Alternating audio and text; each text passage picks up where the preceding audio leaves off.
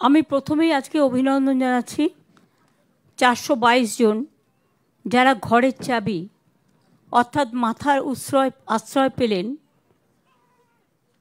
এই বাড়িটির নাম আমি দিয়েছিলাম উচ্চধারা, এবং তার মধ্যে যখন বিল্ডিংগুলো তৈরি হয় আমরা একটা সিদ্ধান্ত নিয়েছিলাম গরিব মানুষ যেন এর থেকে একটা কোটা পায়, এবং সেই গরিব মানুষ, সাধারণ মানুষ, খেটে খাওয়া মানুষ।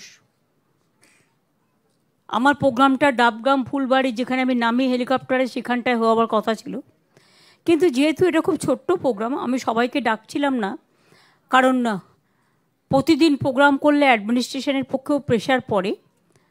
তারপরে জলপাইগুড়িতে এদের গর্জন সভাও আছে পরশুদিন, আগামীকাল, সেই জন্য আমি আর ওই জায়গাটাকে ডিস্টার্ব করিনি। বাট ইলেকশনের সময় তো ডাবগ্রাম ফুলবাড়ি আমায় আসতেই হয়, আর ওখানটা তো রোজই আমার যাতায়াতের রাস্তা, সুতরাং দেখা হবে। আমি সবার কাছে ক্ষমা চেয়ে নিচ্ছি জায়গাটা পরিবর্তন করবার জন্য। 2 নম্বর হচ্ছে, যারা এমনি পাট্টা পেলেন তাদেরও আমার অনেক ধন্যবাদ। যারা চা বাগানের পাট্টা পেলেন, আজকে জলপাইগুড়ির চা বাগানেরও প্রায় 500 জনকে পাট্টা দেওয়া হলো। আর এমনি আড়ার পাট্টা যারা উদ্বাস্তু কলোনিতে থাকেন, আমরা তাদের উদ্বাস্তু কলোনি বলতে চাই না, তাদের স্থায়ী ঠিকানা। সারা বাংলায় যত উদ্বাস্তু কলোনি আছে সবাইকে আমরা স্থায়ী ঠিকানা দিচ্ছি, এবং প্রত্যেকটা কলোনিকে আমরা রেকগনাইজড করেছি, যাতে মানুষ সব কিছু হারিয়ে একদিন যারা উদ্বাস্তু হয়ে এসেছিলেন আজকে তারা নিজে পায়ে দাঁড়িয়েছেন খেটে খুঁটে, আজকে তারা কিন্তু উদ্বাস্তু নয়, তাদের সম্মান অনেক ঊর্ধ্বে, এবং তাই তাদের চিরস্থায়ী ঠিকানা এই প্রোগ্রামটার নাম।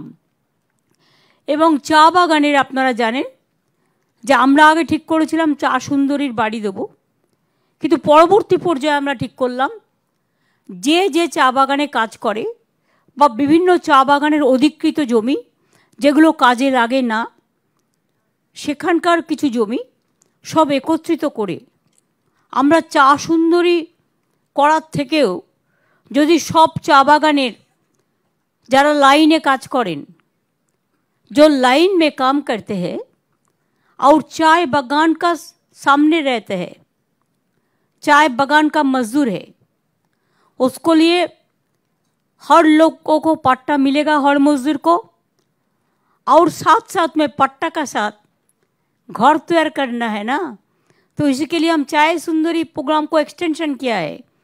वो 1,20,000 रुपया भी आपको मिलेगा पट्टा का साथ साथ, जिसमें आप घर तैयार कर सकते हैं।